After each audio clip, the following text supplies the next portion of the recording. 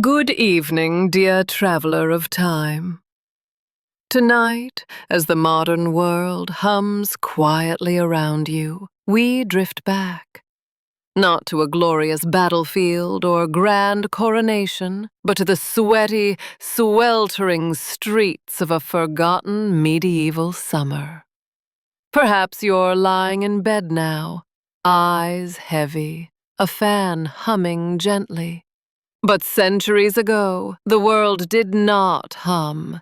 It crackled, steamed, and groaned beneath a cruel summer sun. Close your eyes. Let your mind wander past the digital and the neon, and back into the dirt and stone. It's mid-July, in the year 1347.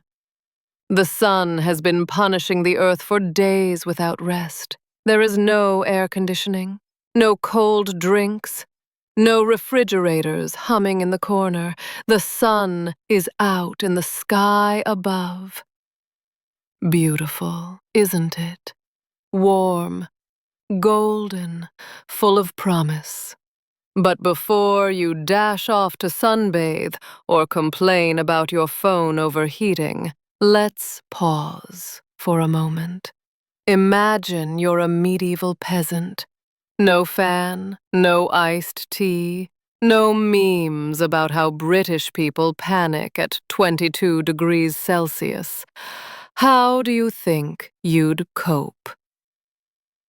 Struggling water infrastructure? Crops dying in the fields? Sudden plagues and zero SPF anything? Oh, sorry. That's not medieval England. That's just modern England in July. But if it's bad now, it must have been a damn sight worse then. So today, we're taking a journey back to the Middle Ages, when summer was less rosé in the park and more, please don't let the cow die today. You see, for medieval people, summer was no holiday, especially if you were a peasant. There was no laying about on a sun lounger near the Lord's duck pond, sipping a cold mug of ye old brew. No, summer meant back-breaking work in fields that were as dry as burnt bread crusts. The moment June rolled in, and according to Bartholomew Anglicus in his 13th century encyclopedia, summer started at the sign of Cancer on June 17th. You were thrust into the heart of harvest season. That meant long days, intense heat, and little rest. Let's put you there. Close your eyes just for a second and imagine. The year is 1347. The sun is at its highest point in the sky. You're standing barefoot in a cracked field somewhere in Yorkshire, swinging a sickle at tall, brittle wheat. Your linen tunic is soaked through. You haven't had a cold drink. The heat also brought rot. Food spoiled faster than gossip in the tavern. Wells dried up, cattle died, children fainted in the fields. Everything smelled questionable. And what did medieval medicine have to say about all this? Let's consult Bald's Leech Book, a charming 10th century medical guide. One remedy for heat rash or sunburn? Boil tender ivy twigs in butter and smear the green goo liberally on your skin. Other treatments included cooling herbs, vinegar compresses, and, if you were lucky, an excuse to sit inside the church for a few hours pretending to pray. Now, you might be wondering, did medieval people even try to cool down? They did, poorly. Some sat in shade or bathed in rivers. Wealthier folk hid in stone-walled basements where the air stayed coolish. But most peasants simply endured it. sweating in silence, occasionally chewing mint, and praying for a thunderstorm that wouldn't also destroy the wheat. Yet, even in the misery, there were glimpses of joy. Children would splash in streams. Young lovers might sneak off to the woods. The night brought songs, cool breezes, and the hope that tomorrow, just maybe, would be less brutal. Because for all its trials, summer was also life, the season of growth, of harvest, of survival. So tonight, whether you're lying under a fan or hiding from the sun with blackout curtains and a tub of ice cream, remember, your medieval ancestors walked barefoot across scorched fields, with only ivy, butter, and superstition to protect them. And somehow, they made it through. Now go drink some water, and maybe give thanks that you weren't born in the 1300s. But not everyone in medieval Europe suffered in silence under the sun. When the heat became unbearable and the fields began to shimmer with golden haze, many sought relief in the only way they could: water. Rivers, lakes, and streams became sanctuaries not just for washing grime off tired limbs, but for the fleeting pleasure of coolness.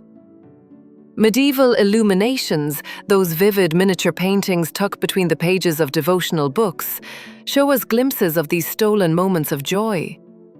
In the August page of the Très Richeur du Duc de Berry, a stunning 15th century book of hours, peasants are shown bent over their work, their straw hats shielding sunburned faces, shirts tossed aside, torsos bare, soaked in sweat. Yet beside them a very different scene. A group of men, carefree and half-naked, swim joyfully in a river. One dries himself lazily in the sun, while others laugh mid-stroke. Their moment of respite reminds us that even in the harshest centuries, humans sought the same small pleasures we still crave today. But swimming came with its risks. Though people often bathed or cooled off in rivers, most were not trained swimmers. The Seine in Paris, for example, was notoriously treacherous. In the late 14th century, the city had to step in. An ordinance read, "Because in these hot days many people have had enjoyment and desire to go bathe in the Seine River, many great inconveniences have unfolded, because many of these people have drowned in the river, which is a very pitiful thing." It went on to ban bathing naked, threatening jail time for violators. It was less about modesty, more about panic. The city could no longer ignore the growing body count caused by innocent summertime dips. Still, rivers remained irresistible. After long days of harvesting barley or threshing wheat, farmers, boys, and occasionally women would slip away to the water's edge. There they'd splash, laugh, sometimes even scrub their clothes while cooling their skin. Some wore simple linen shifts while swimming, others stripped entirely, especially in the countryside where eyes were few and the sun was setting. Physicians of the time weren't entirely ignorant of sun protection either. While sunscreen wouldn't arrive for centuries, medieval doctors did suggest practical measures. Wide-brimmed straw hats were encouraged. So were parasols. Yes, parasols. The wealthy might carry elegant silk sunshades, the poor made do with whatever cloth or branches they could fashion into shade. The goal was simple: prevent the skin from burning and the blood from overheating, which, according to humoral theory, could cause yellow bile to spike and unleash fits of anger, illness, or worse.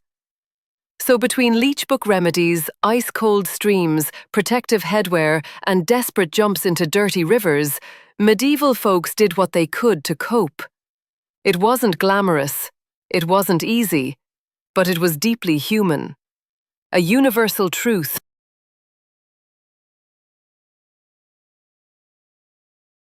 As the sun crept above the horizon, spilling gold over the wheat fields, another relentless summer day began in the medieval countryside.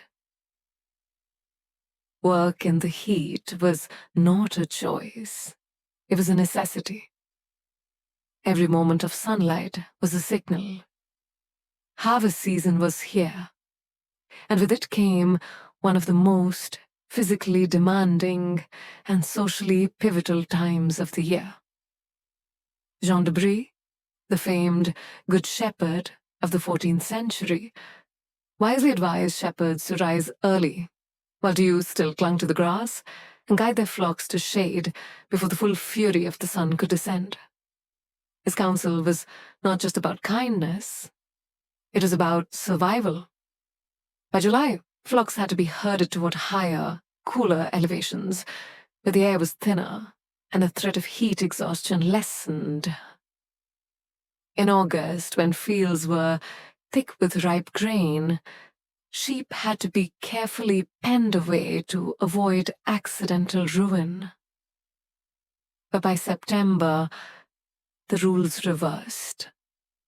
Shepherds were encouraged to release their flocks into the cleared fields, where they could feast on the remnants of hay and husks left behind by the harvesters. Summer wasn't just hot. It was rhythmically orchestrated around survival and strategy. Harvesting itself began in June for some, and stretched into August for others, depending on latitude and rainfall. Southern farmers in places like Italy or southern France were often the first to begin, their grain ripening early under the Mediterranean sun.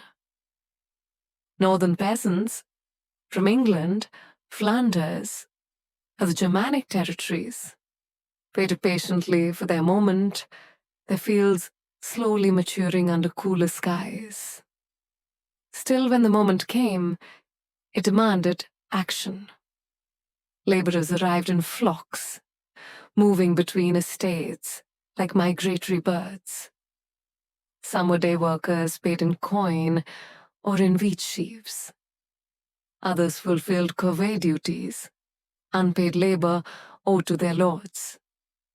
Each carried their own sickle or scythe, and less fortunate enough to be provided tools. They stooped low beneath the sun, swinging blades in tight rhythms, bundling sheaves with ropes or rice strands. Wine was rationed for stamina, but also risked turning a long, hot day into one filled with missteps and accidents. Once the grain was cut and bound, it had to be transported to barns or open-air storages. Then came threshing and the process of beating the ears to loosen the grain. This was grueling, repetitive work. Yet it was only after threshing that the final useful products emerged. Straw and grain, each with a different purpose. In Normandy and elsewhere, workers even returned a second time to harvest any uncut straw. Straw would line rooftops and stables, fill bedding for both people and livestock, and act as humble but essential insulation. When all else was done, the poor, especially widows and orphans, entered the empty fields to glean, collecting fallen grain to feed their families. Gleaning was not charity. It was a right protected by law and custom, one of the few protections medieval society offered to its most vulnerable. All of this unfolded under the unforgiving summer sun. Hours were adjusted to avoid the hottest midday peaks. Labor began at dawn, paused when possible, and resumed in the cooler stretches of afternoon. Shirts were shed, forearms darkened, backs ached. It was a choreography of survival, written in sweat, sunburn, and the aching satisfaction of a field laid bare. The Middle Ages may feel distant and mythic to us now, but in this, They were profoundly human. The fight to endure the summer, to work the land, to bring grain from soil to mouth. That struggle remains eternal. In every farmer's calloused hands, every dusty footprint across a golden field, every drop of sweat under a straw hat, we glimpse not just the past, but ourselves. John of Worcester reported in his chronicle that, quote, fire in the air, commonly called wildfire, burnt many townships and cornfields in Derbyshire and several other regions. His words weren't poetic. They were a grim reminder of the very real threat fire posed during medieval summers. Towns and cities, with their timber-framed houses, thatched roofs, and narrow streets, were already vulnerable to flame. Add a long, dry spell and searing heat, and the danger grew tenfold. In Paris, where homes leaned in toward one another across cobblestone alleys, the threat was so constant that a royal ordinance demanded every citizen keep a pot of water by their door throughout the summer months. Not for cooking, not for the garden, but to fight fire. The simple container, filled at the local well or stream, was a line of defense against disaster. For the medieval peasant, summer was more than a season. It was an ordeal and a responsibility. With around 90% of the population engaged in some form of agriculture, summer was the moment when the fate of an entire year was decided. Crops had to be reaped before the rains returned, animals tended before winter's cold, and every hand, young or old, was needed. Children chased birds from grain fields, women gathered sheaves, and men swung their scythes through oceans of gold. The work was exhausting, yet relentless, dictated by the sun and its silence. Still, just as we do today, they tried to protect themselves. They wore straw hats and light linens, lathered cooling herbal balms onto sun-scorched skin, and sought out patches of shade beneath trees or stone walls when the heat peaked. Some even crafted primitive sunscreens, ointments made of vinegar, rosewater, or lard, infused with cooling herbs to shield their skin. When the labor was done, and the sun still burned hot overhead, many turned to water. Peasants waded into rivers, washing the day's toil from their skin. Despite the dangers, swimming offered relief, even in cities like Paris, where bathing in the Seine was officially discouraged due to drownings. People still slipped into the water on hot days, chasing comfort. Fires loomed, diseases waited in the shadows, and crops hung in delicate balance with the weather, but life went on. It had to. Through ritual, routine, and resilience, the medieval people faced their summers with strength. Their fears of fire, of plague, of losing the harvest mirror ours more closely than we might expect. Their lives, though wrapped in wool and lit by torchlight, were not so different from our own. They sweltered in the sun, cursed the drought, laughed in the river, and watched the skies for storms. So as we drift away from their world and into our dreams, remember their quiet strength, the sound of a scythe sweeping through wheat, the flicker of a distant fire on the hill, the hush of cool water on weary feet. These are the echoes of a time long past.